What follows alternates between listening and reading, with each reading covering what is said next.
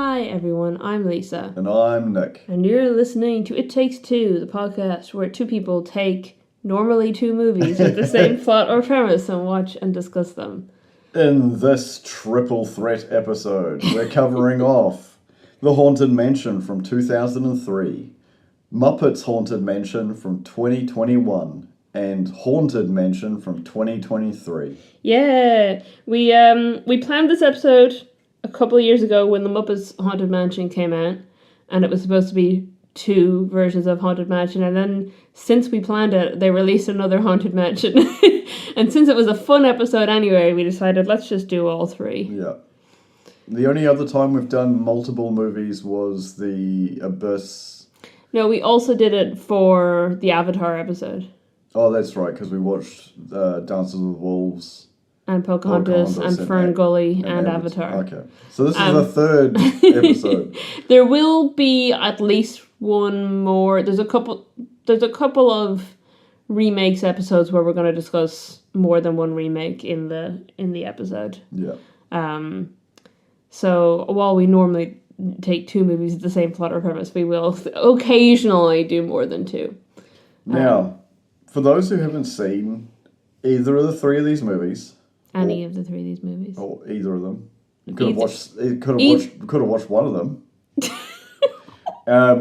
As always, massive spoilers. And if you haven't seen the 2023 one, which I actually thoroughly enjoyed and was actually a good movie, no shade thrown towards the Muppets. I would highly recommend watching it. And again, don't necessarily recommend watching the other two, I assume. No. And spoilers, and you've been warned. And also, these movies, two of them are PG, and the most recent one is PG-13, so we will try to keep our language PG-13, in case there's any kids listening to this. Or for people who haven't listened to us much before, when we do episodes where the movies are aimed at or suitable for children, we try to keep the episode suitable for children. Except all the time Lisa swears. I don't think I've done that. Yeah. Anyway, moving on. So I had not seen the... you hadn't seen any of these? Yes, I had. What one had you seen? I'd seen the Eddie Murphy one. Oh, you told me you hadn't. I'd only seen the Eddie Murphy one. Yeah. You told me you'd never seen it. Okay. At the time, I didn't remember seeing it, but then I rewatched it, and then I was like, oh no, I have seen this. Right, okay. Not funny. Moving on. The Muppets one has Muppets in it. Yep. And the third one was great. That's all my thoughts. The end. Join our Discord next episode. I'm really interested because obviously I have been to many different Disney theme parks over many years. And I have not. And you have not. So I'm very familiar with the ride. And not only am I familiar with the ride, I'm familiar with 3 different versions of the ride. Because I've been to, I was going to say Euro Disney, which is not what it's called anymore. Disneyland Paris a few times. I've been to Walt Disney World in Florida. And I've been to Disneyland California. And they all have different versions of this ride. Which ride was more close to which movie? So the plot of the Eddie Murphy movie is taken from the Disneyland Paris ride. Right. But that's primarily because it's the only one of the rides that has like anything resembling a plot happening in it. Right. Which is where you have this story of the guy whose bride died and then he got so upset. This is okay. I mean, these movies are PG. It happens in the movie, so he gets so upset that he takes his own life, and then the whole house becomes haunted, and that's kind of essentially the plot of the ride in Paris. Whereas the other ones are just like there's just some ghosts hanging out. Some ghosts. I think all 3 of them. It's not as clear, I think, in the Muppet one, but certainly the other 2 base their design of the mansion on the California mansion, because that is supposed to... The one in California is in their, like, New Orleans section of Main Street USA. Well, not Main Street USA, but of, like, USA section of Disney. It's the theme parks are weird. Okay. What kind of rides are they for people who may have not gone there? So like myself. I think and I think the Muppets movie did this very well.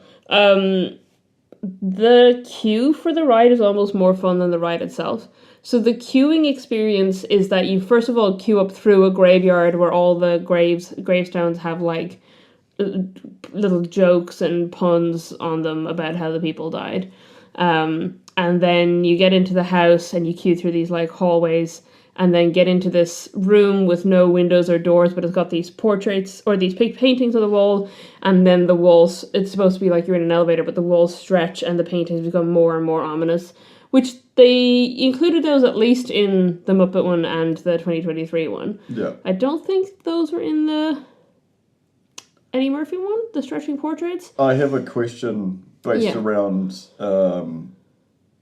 linear time travel and 3D spaces. Okay. How do you get into a room with no doors? Oh no, yeah, you go in and then they close the door behind you, but it's like looks like it's part of the wall. Right.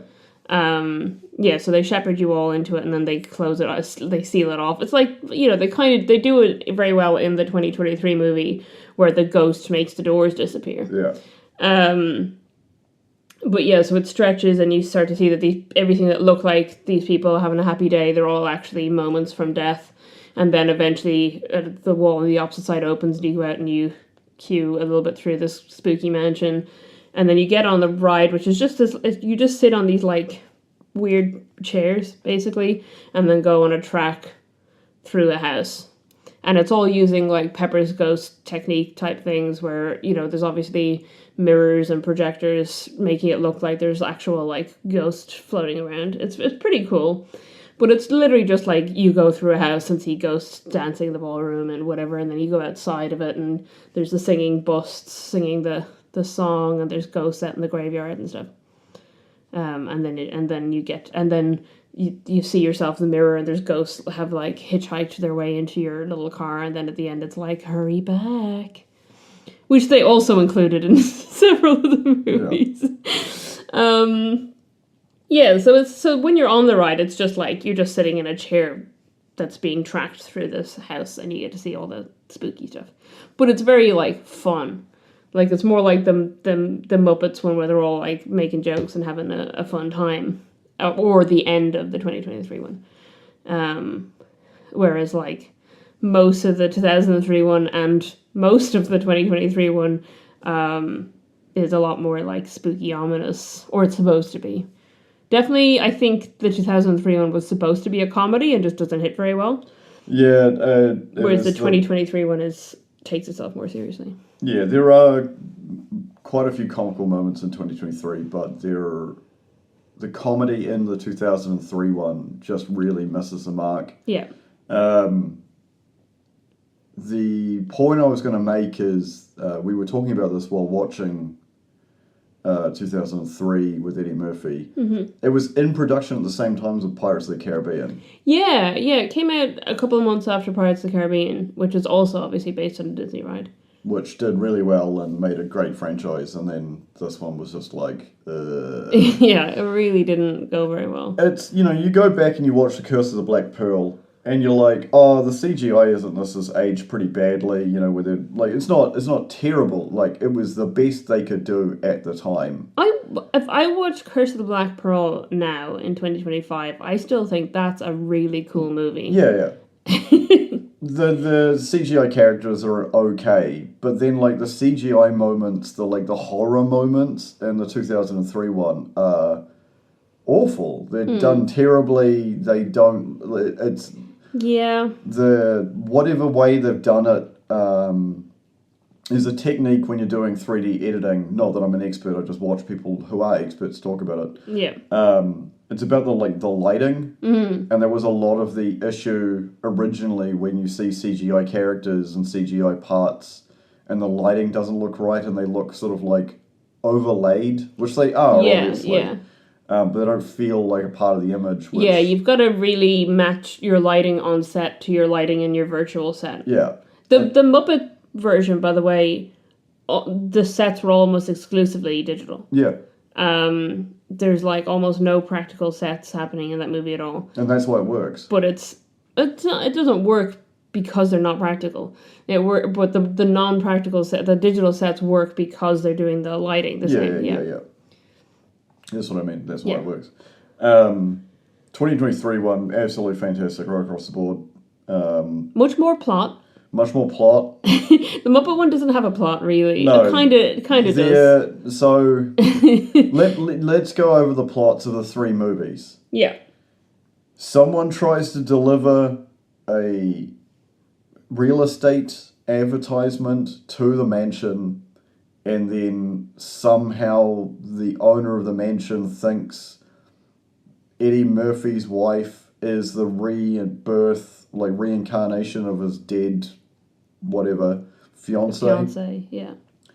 And they're going on holiday because Eddie Murphy, which is that trope of the 90s movies, which is they're a terrible parent. Yeah. And always working, and he's like a workaholic. Yeah. And that's the reason his family doesn't like him. And she's the one that gets invited because obviously he doesn't want to bring the husband and the kids with them, so he can and they're both real estate agents that work together. And they go to the mansion on their way because they think it's for sale. Because why else would you call a real estate agent to come look at a property? Yeah. It's totally not to like mind manipulate them into marrying you because you're a dead ghost. It's not normally what happens. Yeah, not the usual. Yeah, real estate agents into your home. Could be, don't want to, king shame.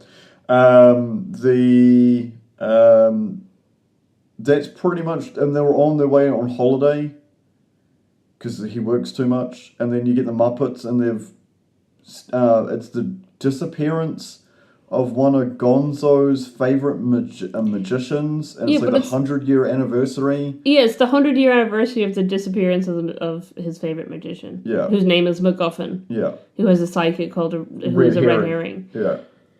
Which is just like, I mean... on the nose? Yeah, the Muppet one is... It's in your nose. It's so self-aware that, like, almost all of the jokes are just about movie making. Yeah.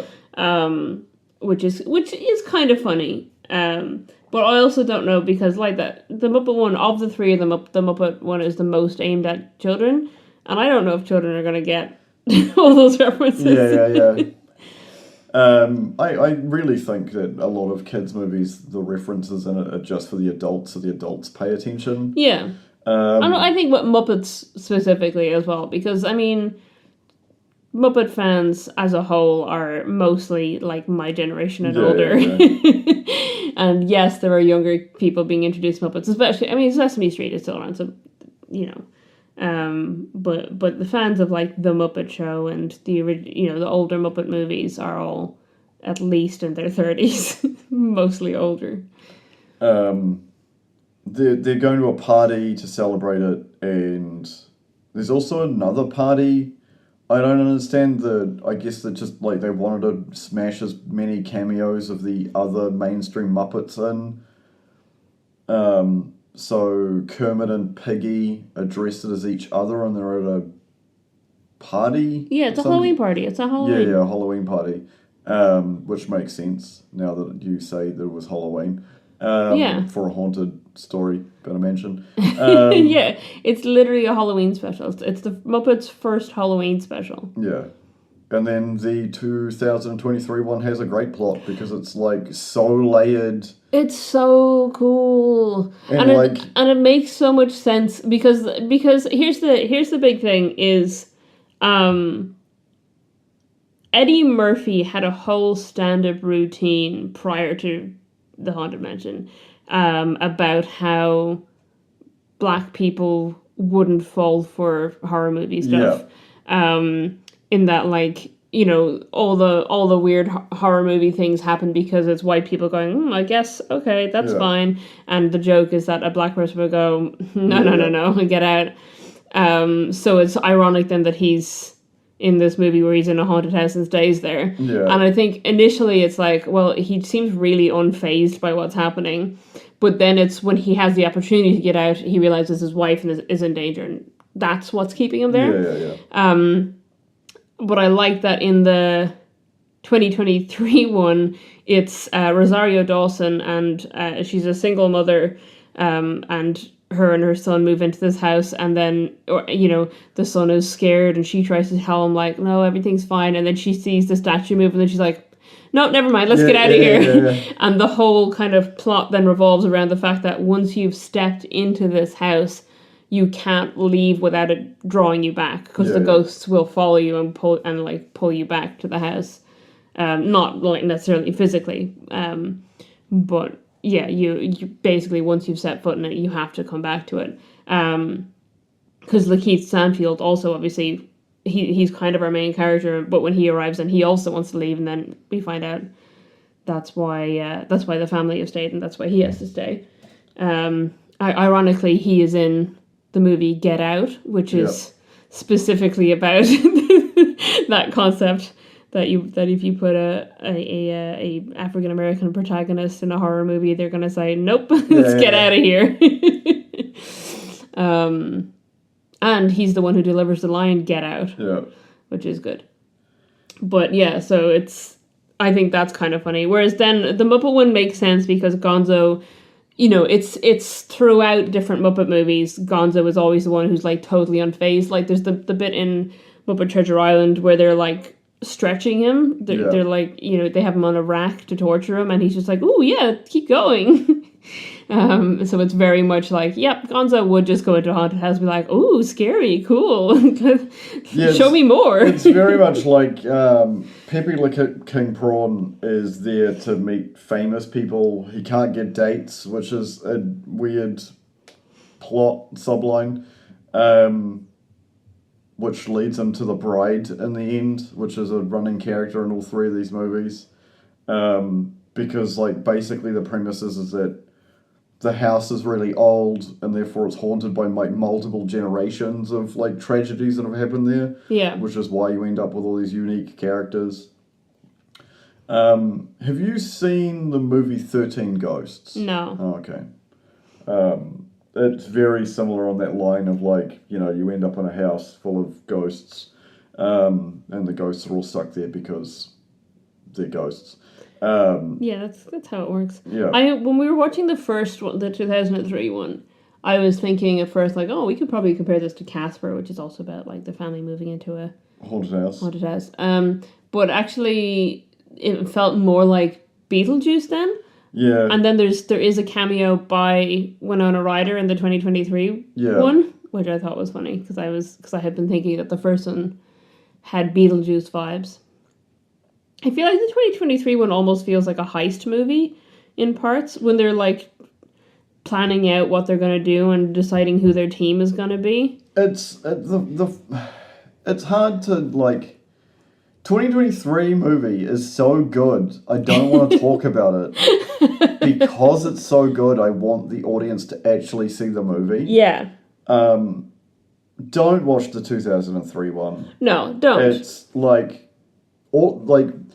here's my rundown of my top 10 moments that ruin the movie.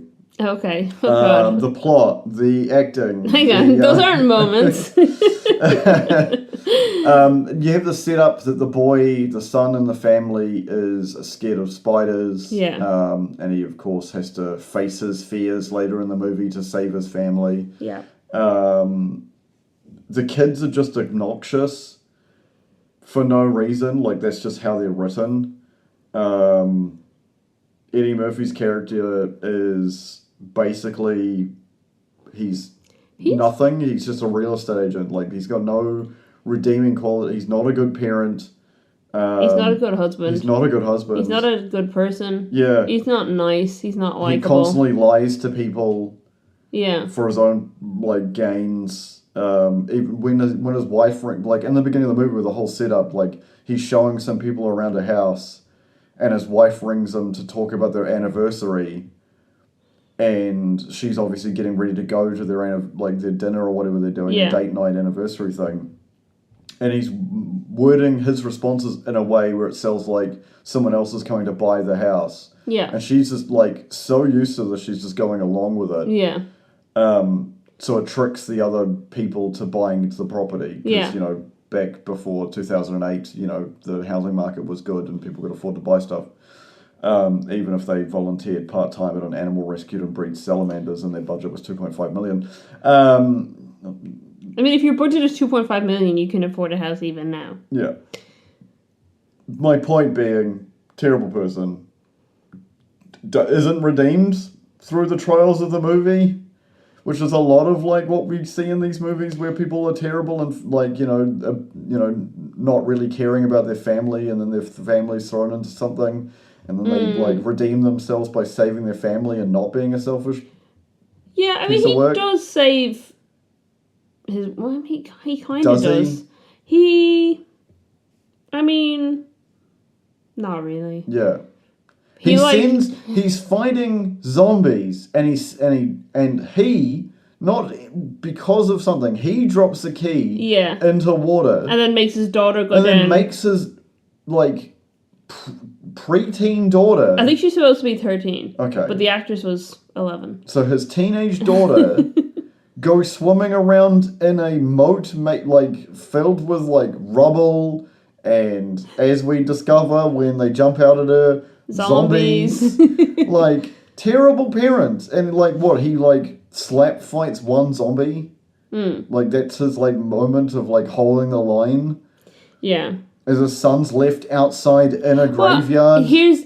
I was trying to pinpoint it. There is a moment that's supposed to be him redeeming himself. Which part is it? And it's when he drives the car into the building. Because at the beginning of the movie... He won't he's really precious about the car more so than he is about the family, and he's like being strict with the kids about the car and not wanting to get the car muddy and not wanting to get scratches on the car or whatever. And then at the end of the movie, to get back into the building, he drives the car into the building and destroys the car to save his wife. And that's supposed to be the redeeming moment. So that's the moment where he chose that his car was equal to his wife. His car was less than his wife. Yeah. He only chose that right at the end.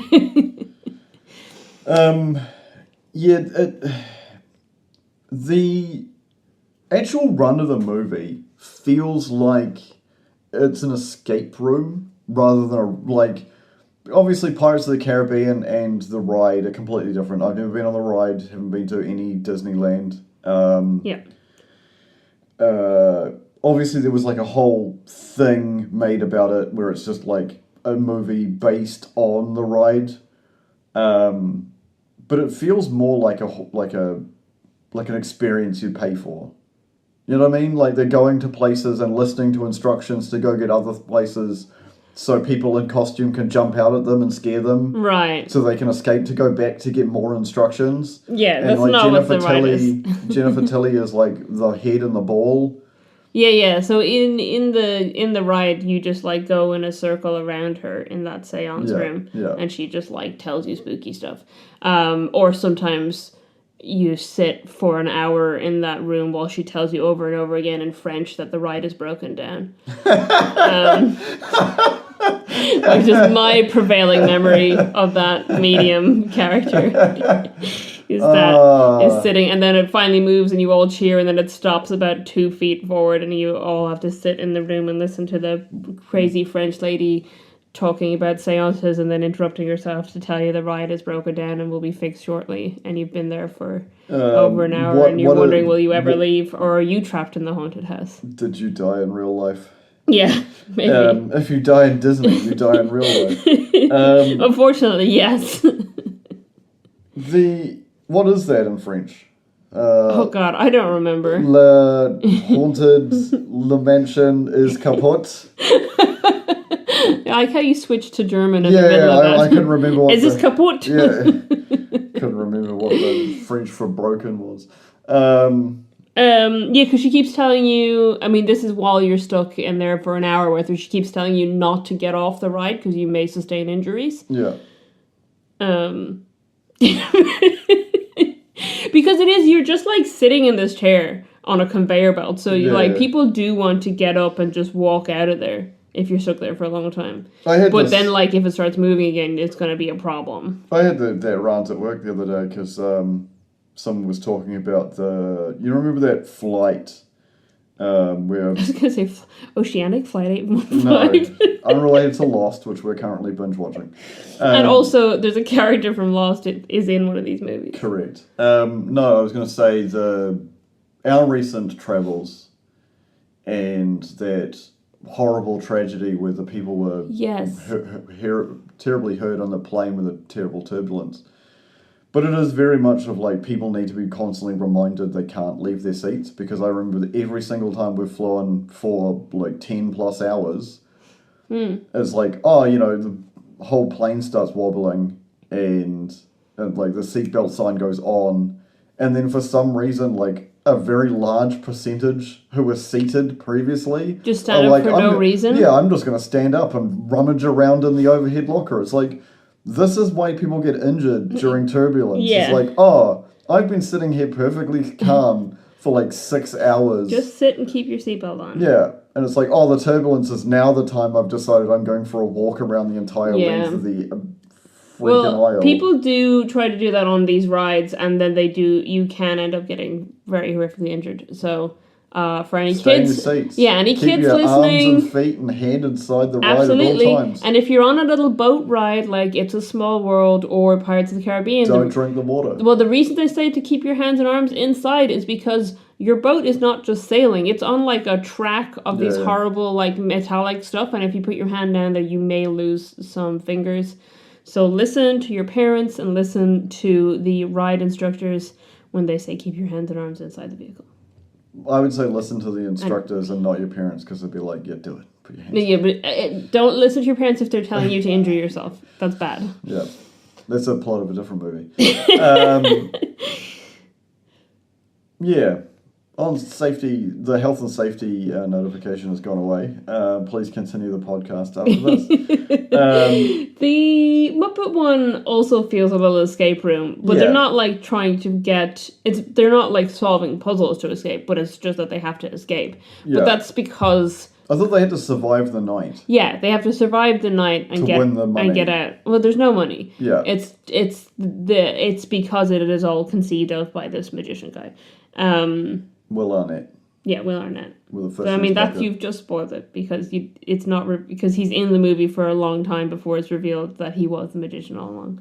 I said spoilers at the beginning of this. That's true. You did say spoilers. It came out 4 years ago. Oh my god, it did. Yeah. Okay. Yeah. I really like the 2023 one. I found it very enjoyable. The Muppet one is higher rated. I think it's because it's a different ball game. It's because the Muppet one is less than an hour long, and it's a Halloween special, and it's very fun, and it's just like does what it says on the tin. Yeah, it has all the references to the ride. Yeah. Has some fun Muppet jokes. If you have kids running around and you're trying to make lunch at like in October, you know, you can just put that on and make kids watch it. I'm sure I haven't talked to him about it, but I'm sure my older brother loved that movie because he loves the Muppets and he loves the Haunted Mansion. And it's just like, here's everything you want from Muppets, here's everything you want from Haunted Mansion. Enjoy. If you're Lisa's older brother, you can go to our website, itttakes2.co.nz. You can join our mailing list. Or join our Discord and tell us in person if you've seen these movies, ridden on these rides, or have been trapped in an escape room while a French lady tells you not to... That wasn't an escape room. That was just the Haunted Mansion. Yeah, I have definitely... I'm sure I've been trapped in other parts of that ride, but I very much remember being trapped in the room with the medium while she kept talking to me in French. It takes a long time, and you're just sitting there, and you can only have like 2 or maybe if your kids like 3 people to a car. So then like you're only there with like half your family, and you're like the others are like behind you, but you're not allowed to lean out to look at them. They're just like stuck there. You can shout at each other, but then all the French people get mad at you. Yeah. Anyway, there's still lots of nods to the ride in the 2023 one, even though it has a plot. Yeah. The plot of the 23 one is so layered. It is fantastic. The cast is insane. Yeah. It's really well made. I can't throw any criticism at it. It is a great movie. Even the plot is slightly different, which makes it better. Do you know what's really annoying? There is one bit of criticism we had before we watched the movie. Oh, the fact that Jared Leto's in it? Yeah, but it's actually, I really like the character. And I was like, oh, I wish that it wasn't Jared Leto. But, like, you don't really get to see his face, and he does a voice, and actually... I really enjoyed that villain. So maybe I'd enjoy him more if it wasn't Jared Leto, but like... So let's go over the to accept Jared Leto as a character. You must not see him or hear him. See him, can't hear him. Cool. He should be decapitated. Yeah. No, I genuinely like the character. I'll tell you what's upsetting to me about it. But it would have been a totally different movie, and I really like what they did, and I really like the rest of the cast, so I don't begrudge this having happened. But this was originally supposed to be a Guillermo del Toro movie. Yeah, that makes sense. I don't think it would have been PG-13. No, it would not have been PG-13. And the Hatbox Ghost, who was played by Jared Leto, was supposed to be Doug Jones.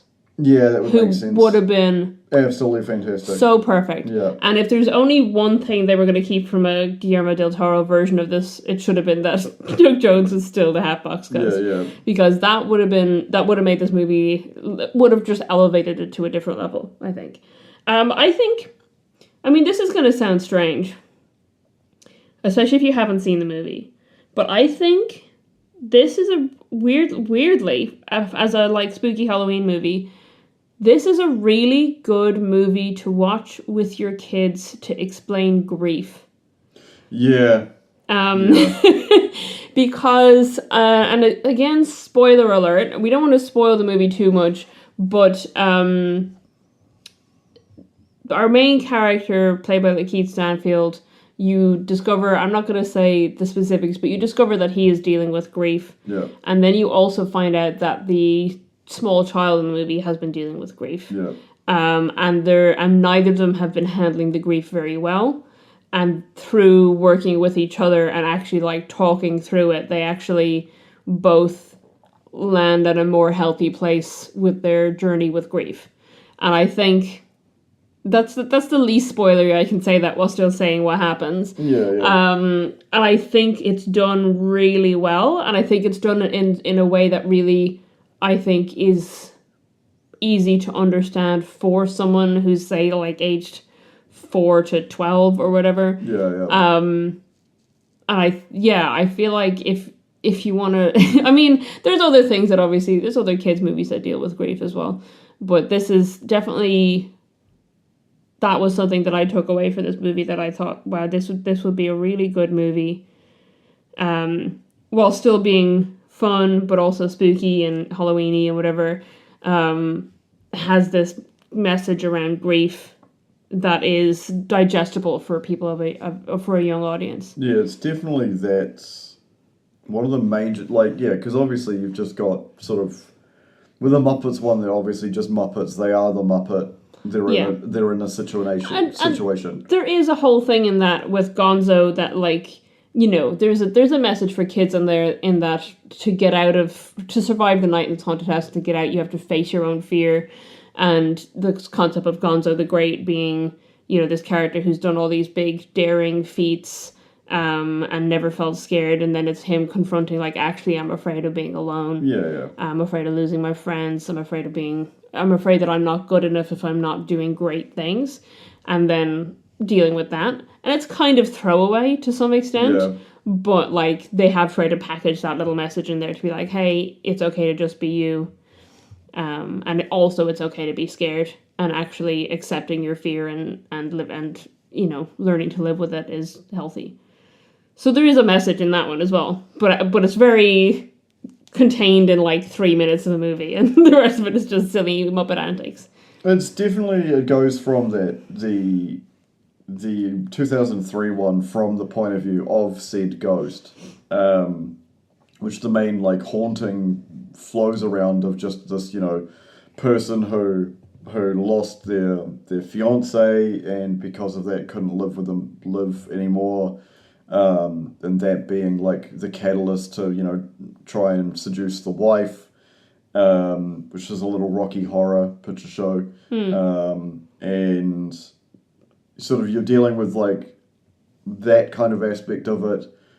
And, there is that sort of trope of like, Eddie Murphy being a terrible husband, so, it's not quite all there. Yeah. And then I think the other side of that for the Muppet version is one of the characters we haven't really touched on much of, like their aspect and role in the movie is, and why they fall for the bride, which is a Black Widow-esque character who is in all three of them. I'm pretty sure they're in all three. I think briefly in the first one, but definitely very briefly, but definitely like a main core part of like trying to marry.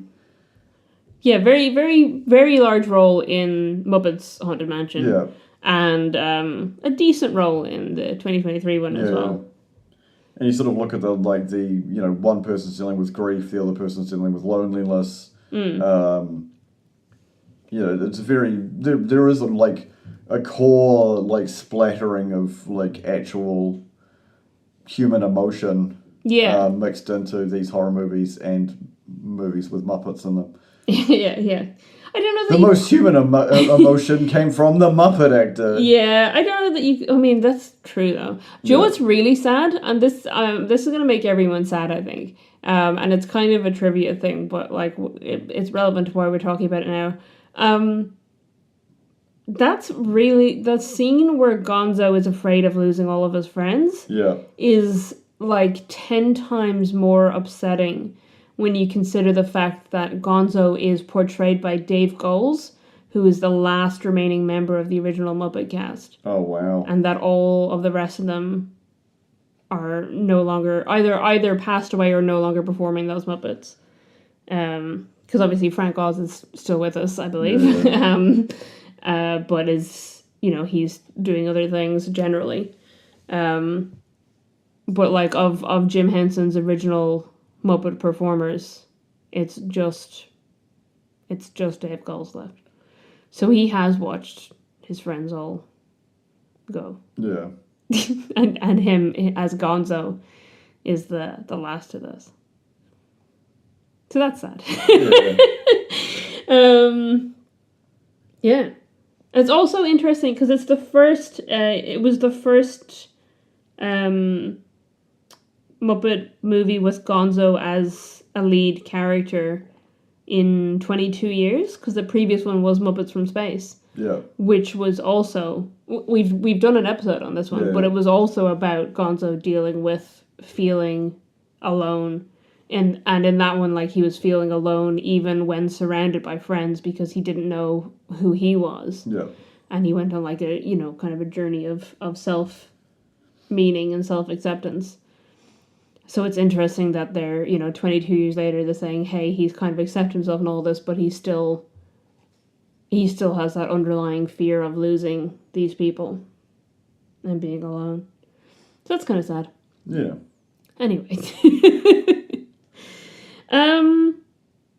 Yeah, I'd say if people should watch the Muppet one, but just know what, don't expect more of it than what it is. You know what I mean? It's a fun, silly Muppet Halloween special. And I love that they did a Halloween special, and I think it's fun that they, they really, for people who are fans of Disney and like the Disney parks and the Haunted Mansion, they're hitting all the notes you want them to hit with the actual, bringing in aspects of the ride, bringing in aspects of the queue, having the stretching portraits, the singing busts, the ghosts dancing in the ballroom, whatever, and bringing a Muppet flair to all of that. And I think that's cool.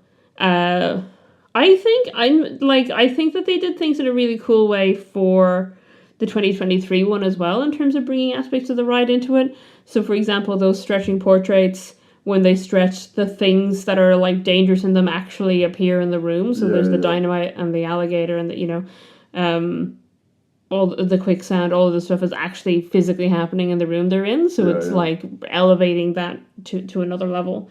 They don't have the singing busts, which I suspected early on. I was like, this movie is taking itself way too seriously to suddenly have singing busts in it. I was still hopeful when we got to the end and like things were a bit more upbeat that we might get them, but sadly not.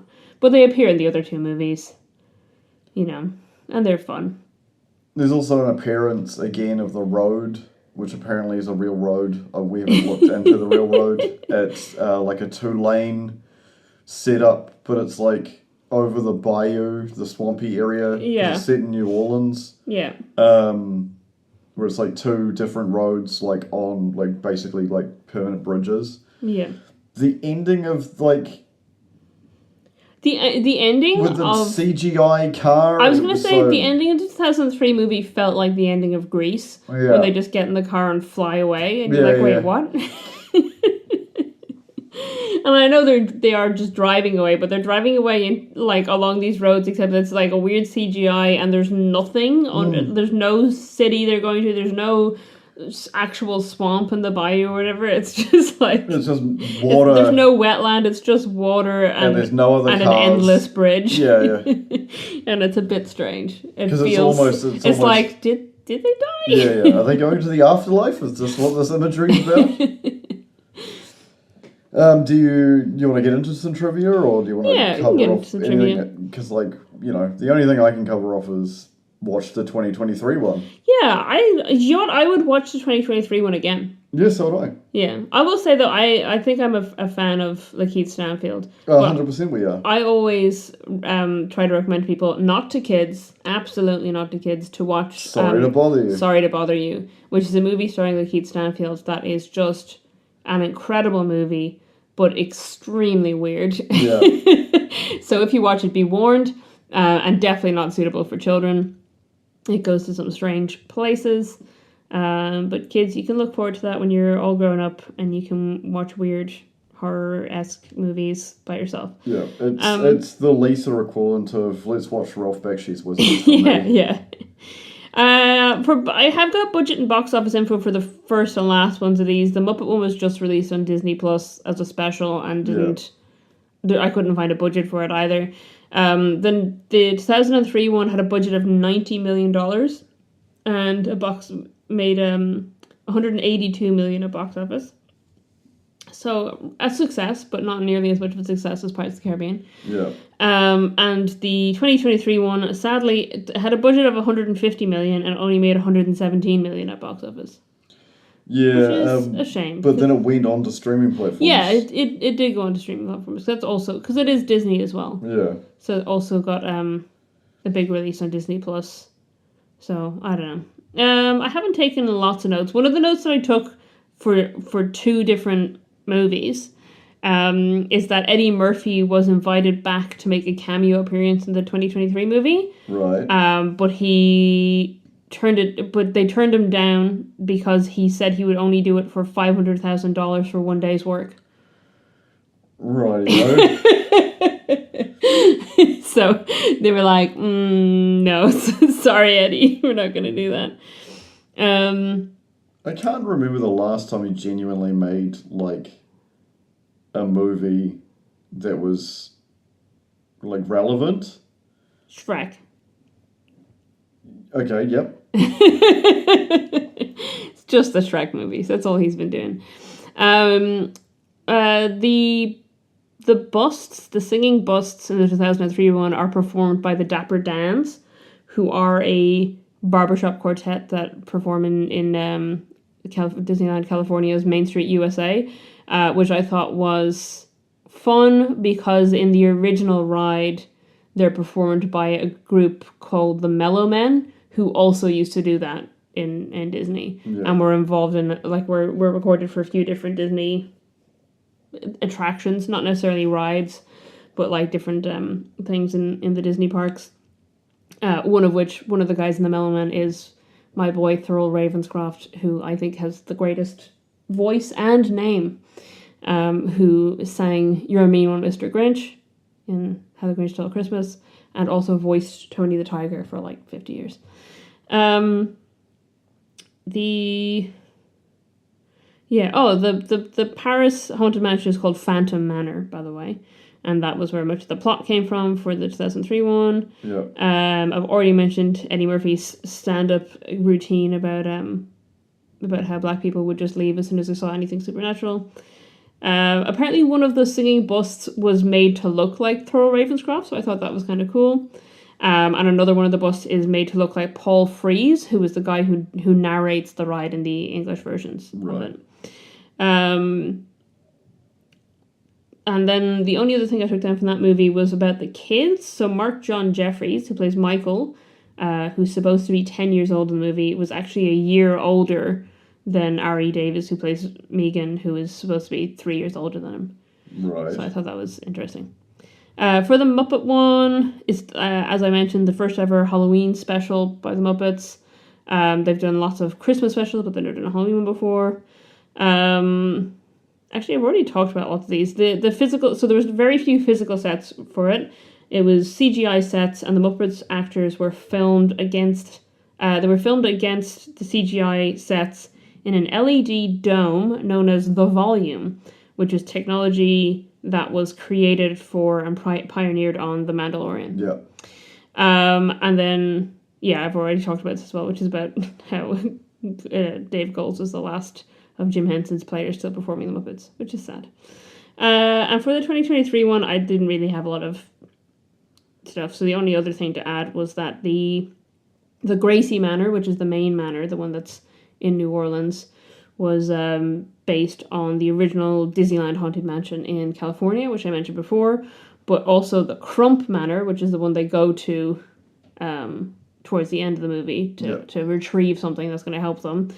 It was modelled after the one in Florida, the Magic Kingdom Haunted Mansion. That's fun. So I think that's interesting. Also, Gracie, and the characters are called the Gracies in the 2003 one and the 2023 one.